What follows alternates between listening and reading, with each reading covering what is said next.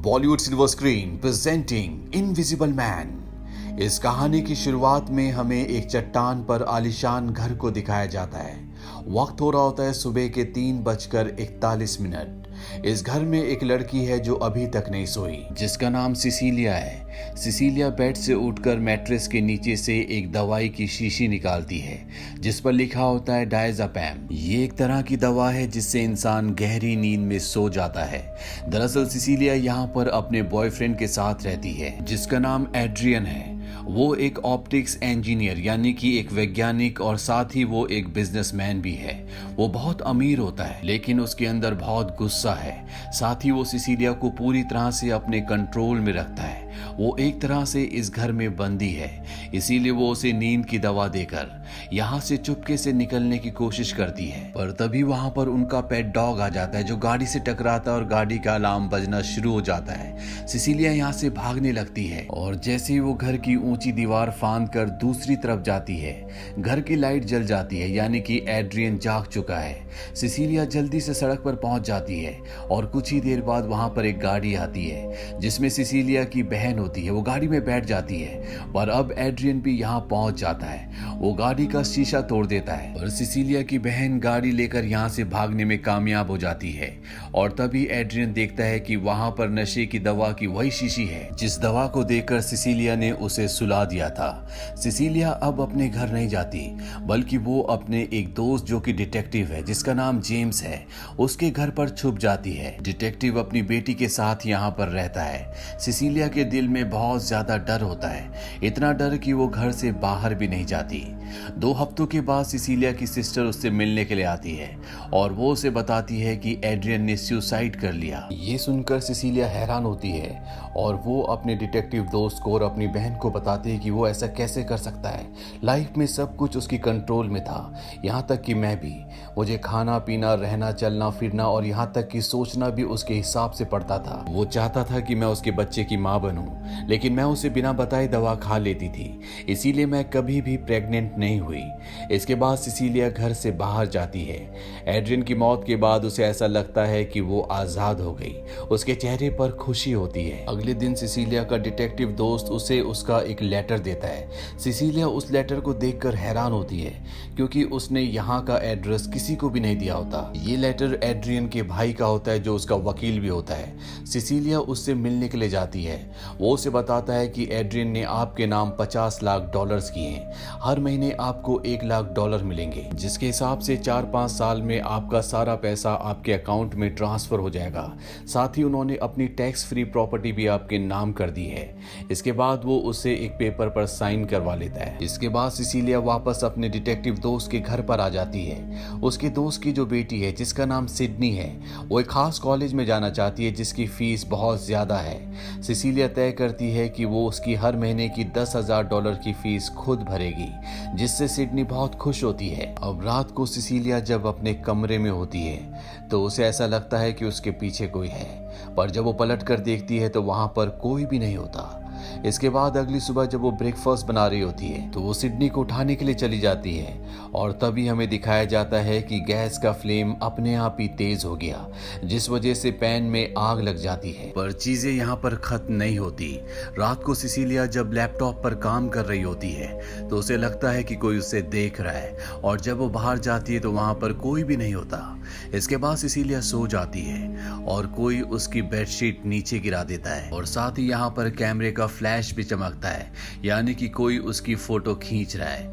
तभी सिसीलिया की नींद खुल जाती है। वो देखती है कि उसकी बेडशीट नीचे गिरी हुई है। वो बेडशीट उठाती है और तभी उसे पीछे से ऐसी आवाज आती है जैसे कोई कुर्सी के ऊपर बैठा हो। वो धीरे धीरे कुर्सी की तरफ बढ़ती है और बेडशीट कुर्सी के ऊपर डाल देती है पर वहां पर कोई नहीं होता। इसके बाद वो अपने बेड की तरफ बढ़ने लगती है और तभी कोई अपने पैर से उसकी बेडशीट को दबा देता है और जब वो पीछे देखती है तो वहां पर कोई भी नहीं होता, लेकिन बेडशीट के ऊपर दो पैरों की शेप होती है जो धीरे धीरे उसकी तरफ बढ़ना शुरू कर देते हैं। सिसिलिया जोर से चिल्लाती है, जिस वजह से सिडनी जो उसी के साथ सोती है वो उठ जाती है। साथ ही यहाँ पर उसका डिटेक्टिव दोस्त जेम्स भी आ जाता है। जेम्स को बताती कि यहाँ पर कोई था। जेम्स उसे कहता है कि तुम्हारे दिमाग में बहुत स्ट्रेस है, तुम्हें पुरानी बातों को भूलना होगा, ये सब तुम्हारा वहम है। अब सिसिलिया अगले दिन इंटरव्यू के लिए जाती है, जहाँ पर वो बेहोश हो जाती है। उसे हॉस्पिटल ले जाया जाता है, जहाँ पर उसके ब्लड के सैंपल्स लिए जाते हैं। और जब वो घर पर होती है उसे हॉस्पिटल से कॉल आता है। उसे बताया जाता है कि आपकी ये हालत डाइज़ापैम दवा लेने की वजह से हुई है। डाइज़ापैम वही दवा है जिसे उसने एड्रियन को देकर बेहोश कर दिया था और उसके घर से भाग गई थी। सिसिलिया ये सुनकर हैरान होती है क्योंकि उसने डाइज़ापैम नहीं लिया, और अब वो देखती है कि उसके सामने डाइज़ापैम की वही शीशी होती है जिस शीशी से उसने एड्रियन को दवा दी थी और वहां से भाग गई थी। ये शीशी उससे छूट गई थी, लेकिन एक बार फिर से उसके पास वापस आ गई। कैसे, इस बारे में उसे कुछ नहीं पता। अगले दिन वो अपने डिटेक्टिव दोस्त जेम्स के साथ एड्रियन के भाई, जो कि एड्रियन का वकील भी होता है, उसके पास जाती है और उसे कहती है कि तुम्हारा भाई एड्रियन जिंदा है। वो एक ऑप्टिक्स इंजीनियर था और उसने कुछ ऐसी खोज कर ली है जिससे वो अदृश्य हो गया है और अब वो मुझे परेशान कर रहा है। उसकी बात पर ना जेम्स और ना ही एड्रियन का भाई विश्वास करता है। इसके बाद सिसिलिया अपनी बहन के घर जाती है, पर उसकी बहन उसे अंदर नहीं आने देती और ना ही उससे बात करती है। वो कहती है कि जो ईमेल में तुमने मुझसे बातें कही वो बातें मैं जिंदगी में कभी नहीं भूल सकती। और जब सिसिलिया घर आकर अपना ईमेल चेक करती है तो सच में उसके ईमेल से उसकी बहन को किसी ने बहुत उल्टा सीधा लिखा होता है। ये सब पढ़ने के बाद वो पूरी तरह से परेशान हो जाती है और तभी यहाँ पर उसके डिटेक्टिव दोस्त जेम्स की बेटी सिडनी आती है। सिडनी उसे कंसोल करने की कोशिश करती है और जैसी सिडनी नीचे देखती है उसे कोई जोर से थप्पड़ मारता है। सिडनी को ऐसा लगता है कि ये सिसिलिया ने किया है। वो अपने डैड को बुलाती है और उसके डैड भी ये देखकर पूरी तरह से हैरान हो जाते हैं। वो कहते हैं कि तुम मेरी बेटी से दूर रहो और जितनी जल्दी हो सके इस घर से निकल जाओ। इसके बाद जेम्स अपनी बेटी को लेकर यहाँ से चला जाता है और सिसिलिया को अब पूरा यकीन हो चुका है कि एड्रियन जिंदा है और वही ये सब कुछ कर रहा है। वो फ्लोर पर चारों तरफ कॉफी बिखेर देती है ताकि अगर वो उसकी तरफ आए तो वो उसके कदमों के निशान से उसे पहचान ले। वो एड्रियन से अलग अलग तरीके से बात करने की कोशिश करती है पर उसकी किसी बात का कोई जवाब नहीं मिलता। इसके बाद वो एड्रियन के फोन पर कॉल करती है और उसका फोन यहाँ पर बजना शुरू हो जाता है, जो कि एटिक में होता है।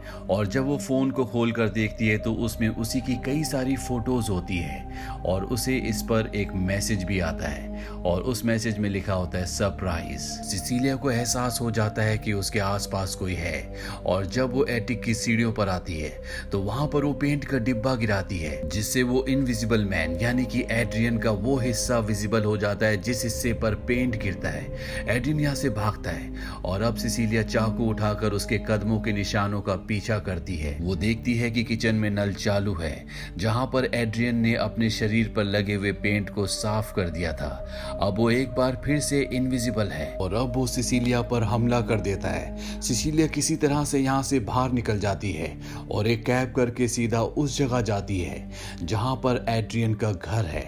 ये बहुत ही हाईटेक घर होता है, लेकिन सिसिलिया के फिंगरप्रिंट से दरवाजे खुल जाते हैं और वो उस रूम में, उस लैब में पहुंच जाती है जहां पर एड्रियन अदृश्य होने की रिसर्च पर काम किया करता था। और जब वो एक जेल जैसे मिरर पर हाथ लगाती है तो तभी वहां पर एक सूट विजिबल हो जाता है, यानी कि ये वही सूट है जिसे पहनकर एड्रियन इनविजिबल है। तभी यहाँ पर डॉग के भौंकने की आवाज आती है। सिसिलिया समझ जाती है कि एड्रियन यहाँ पर पहुंच चुका है। वो जल्दी से सूट उतारकर एक क्लोजेट में छुपा देती है और तभी एड्रियन उसे देख लेता है। एड्रियन उस पर हमला करता है, पर इससे पहले कि वो उसे और भी नुकसान पहुंचाता, यहाँ पर जो डॉग होता है वो एड्रियन के सामने आ जाता है। सिसिलिया को भागने का मौका मिल जाता है और वो यहाँ से भाग जाती है। इसके बाद वो अपनी बहन को कॉल करके एक रेस्टोरेंट में बुलाती है। वो उसे कहती है कि जो मेल तुम्हें भेजा गया था वो मैंने नहीं भेजा था, ये एड्रियन ने किया है। वो एड्रियन की सच्चाई अपनी बहन को बता रही होती है, पर तभी एड्रियन यहाँ पर उसकी बहन का चाकू से गला काटकर चाकू उसके हाथ में फेंक देता है। सबको ऐसा लगता है कि सिसिलिया ने अपनी बहन का मर्डर किया है। साथ में सबको ये भी यकीन हो चुका है कि सिसिलिया की दिमागी हालत ठीक नहीं है, इसीलिए उसे इलाज के लिए एक हॉस्पिटल में भेजा जाता है, जहाँ पर वो चिल्ला रही होती है कि एड्रियन जिंदा है, ये सब वही कर रहा है। उसे बेहोशी का इंजेक्शन लगाया जाता है, पर बेहोश होने से पहले कोई उसके कान में कहता है सरप्राइज। वो समझ जाती है कि एड्रियन यहीं पर है। अब सिसिलिया को बताया जाता है कि वो प्रेग्नेंट है। ये सुनकर वो हैरान हो जाती है, क्योंकि जब वो एड्रियन के साथ थी तो वो कॉन्ट्रासेप्टिक पिल्स लिया करती थी। यहाँ पर अब सिसिलिया का दोस्त जेम्स, जो कि डिटेक्टिव है, वो उससे मिलने के लिए आता है। उसे अपनी गलती का एहसास होता है। वो कहता है कि मुझे तुम्हें अकेला छोड़ना ही नहीं चाहिए था। सिसिलिया उसे बताती है कि ये जो कुछ भी हो रहा है ये सब एड्रियन कर रहा है और मैं इस बात को साबित कर सकती हूँ, पर मैं यहाँ पर नहीं बता सकती क्योंकि इस वक्त भी एड्रियन इसी रूम में है। इसके बाद एड्रियन का भाई सिसिलिया से मिलने के लिए आता है, जो कि एड्रियन का वकील भी होता है। वो सिसिलिया से कहता है कि अब तुम एक अपराधी हो, इसीलिए तुम्हें विल के मुताबिक एड्रियन के पैसे नहीं मिल सकते। हाँ, लेकिन अगर तुम एड्रियन के बच्चे को जन्म दो और साथ ही एड्रियन के पास वापस चली जाओ तो तुम्हें सब कुछ वापस मिल सकता है। यहाँ तक कि तुम्हारे ऊपर से मर्डर के चार्जेस भी पूरी तरह से हटा दिए जाएंगे। यहाँ पर पता चलता है कि एड्रियन का भाई टॉम भी उसके साथ उसके षड्यंत्र में मिला हुआ है। टॉम सिसिलिया को बताता है कि एड्रियन को हमेशा से पता था कि तुम कॉन्ट्रासेप्टिक पिल्स लेती हो, इसीलिए उसने दवा बदल दी थी और जिस वजह से तुम प्रेग्नेंट हो गई। अब तुम उसके बच्चे की मां बनने वाली हो, सब कुछ ठीक हो जाएगा, बस तुम्हें एड्रियन के पास वापस जाना है। लेकिन वो उसके इस प्रस्ताव को ठुकरा देती है, क्योंकि एड्रियन ने उसकी बहन का मर्डर किया है। वो उसकी फाइल को नीचे गिरा देती है और जब टॉम नीचे से पेपर्स उठा रहा होता है तो सिसिलिया उसका एक फाउंटेन पेन चुरा लेती है। टॉम कहता है कि मैं 3 दिन बाद फिर आऊंगा। अब सिसिलिया रात को उस पेन से, जिस पेन को उसने चोरी किया था, उससे अपनी कलाई काटना शुरू कर देती है और कहती है ना तुम मुझे पा पाओगे और ना ही अपने बच्चे को। और तभी कोई उसका हाथ पकड़ लेता है। सिसिलिया कहती है कि मुझे पता था कि तुम आओगी, और वो उसी पेन से उस पर वार करती है, जिससे उसके सूट में कुछ खराबी आ जाती है, जिससे वो कभी विजिबल और कभी इनविजिबल हो रहा होता है। इसके बाद वो सिसिलिया पर हमला कर देता है और अब सिक्योरिटी ऑफिसर भी यहाँ पर आ जाता है और तभी वो देखता है कि उसके सामने काले रंग के सूट में एक आकृति उभर रही है। इससे पहले कि सिक्योरिटी वाला उस पर हमला करता, एड्रियन उसे मार देता है। यहाँ पर और भी सिक्योरिटी ऑफिसर्स आ जाते हैं, लेकिन एड्रियन सबको मार देता है। सिसिलिया के हाथ में गन आ जाती है, जिसे लेकर वो एड्रियन का पीछा करना शुरू कर देती है। सिसिलिया बाहर पहुंच जाती है जहां पर बारिश हो रही होती है और एड्रियन उसे वहां पर पकड़ लेता है। वो कहता है कि जब जब तुम मेरी बात नहीं मानोगी तो मैं उन लोगों को मारूंगा जिन्हें तुम प्यार करती हो। और अब सिडनी की बारी है। सिडनी उसकी डिटेक्टिव दोस्त जेम्स की बेटी है। सिसिलिया उसे ऐसा करने से मना करती है, पर वो वहां से निकल जाता है और सीधा उसके दोस्त डिटेक्टिव जेम्स के घर जाता है, जहां पर वो जेम्स और उसकी बेटी सिडनी पर हमला कर देता है। जेम्स उसका मुकाबला नहीं कर पाता क्योंकि वो उसे दिख नहीं रहा होता और इससे पहले कि वो जेम्स को मारता, यहाँ पर सिसिलिया पहुंच जाती है। वो उसके ऊपर आग बुझाने वाला स्प्रे छिड़कती है, जिससे वो दिखना शुरू हो जाता है। सिसिलिया के पास जो रिवॉल्वर होती है वो उसकी सारी गोलियां उसके सीने में उतार देती है, जिससे उसकी मृत्यु हो जाती है। पर जेम्स और वो जब सूट खोलते हैं तो उसके अंदर एड्रियन नहीं बल्कि उसका भाई टॉम होता है, यानी कि एड्रियन अभी भी जिंदा है। अब सिसिलिया के दोस्त डिटेक्टिव जेम्स को सारा सच पता चल चुका है, इसीलिए एड्रियन के घर पर छापा पड़ता है। एड्रियन अपनी बेसमेंट में बंधा हुआ मिलता है और वो कहता है कि जो कुछ किया था मेरे भाई टॉम ने किया था। उसने मुझे यहाँ पर बांध दिया और मेरे सूट का इस्तेमाल किया, यानी कि वो कानून की नजरों में बेगुनाह है और जितने भी कत्ल हुए हैं वो सब के सब टॉम ने किए हैं। लेकिन सिसिलिया कहती है कि वो झूठ बोल रहा है, मैं जानती हूँ कि ये उसने किया है और हर बार की तरह वो इस बार भी बचना चाहता है। इसीलिए सिसिलिया रात को उसे कॉल करती है और कहती है कि मैं तुमसे मिलने तुम्हारे घर पर आ रही हूँ।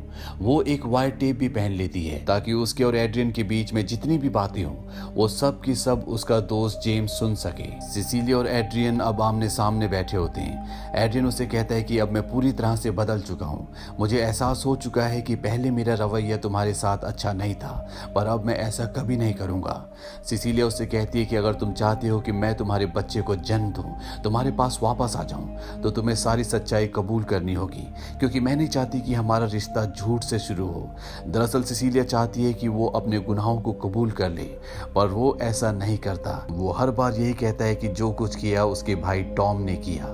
सिसिलिया ये सब सुनकर रोने लग जाती है। एड्रियन उसके पास आता है और बातों ही बातों में वो कहता है सरप्राइज, और ये उसी टोन में होता है जिस टोन में बार बार अदृश्य होने के बाद एड्रियन उसके कान में सरप्राइज कहा करता था। अब सिसिलिया को पूरा यकीन हो चुका है कि उसकी बहन का कत्ल एड्रियन ने किया था।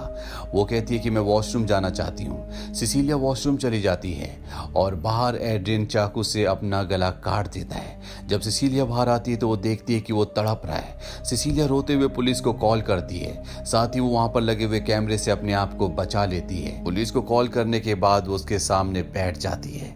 उसकी आंखों में कोई भी दुख नहीं होता, उसके चेहरे पर मुस्कुराहट होती है और वो एड्रियन से सिर्फ एक ही वर्ड कहती है और वो होता है सरप्राइज। एड्रियन की मौत हो जाती है और इसके बाद वो यहाँ से निकल रही होती है, तभी उसका दोस्त जेम्स आ जाता है। सिसिलिया जेम्स को कहती है कि उसने खुद अपना गला काट लिया, सिक्योरिटी कैमरा में सब कुछ रिकॉर्ड हो चुका है, तुम्हें वहां से फुटेज मिल जाएगा। और तभी जेम्स देखता है कि उसके हाथ में एक बैग होता है जिसमें इनविजिबल सूट होता है। दरअसल सिसिलिया जब वॉशरूम गई थी तो उसने इनविजिबल सूट पहन लिया था। इसके बाद वो एड्रियन के पीछे आई थी और उसी के हाथ से उसका गला काट दिया था। और ये वही सूट होता है जब पिछली बार सिसिलिया उसके घर पर आई थी और उसने पहली बार इनविजिबल सूट देखा था तो उसने सूट उसी के घर पर छुपा दिया था।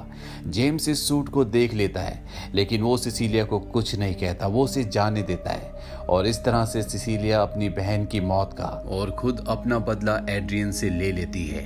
ये फिल्म सन 2020 में रिलीज हुई थी। IMDb पर इस फिल्म की रेटिंग है 7.1। इस फिल्म का बजट था $7 मिलियन और बॉक्स ऑफिस पर इसने कमाई की थी $144 मिलियन की। उम्मीद करते हैं कि ये कहानी आपको पसंद आई होगी।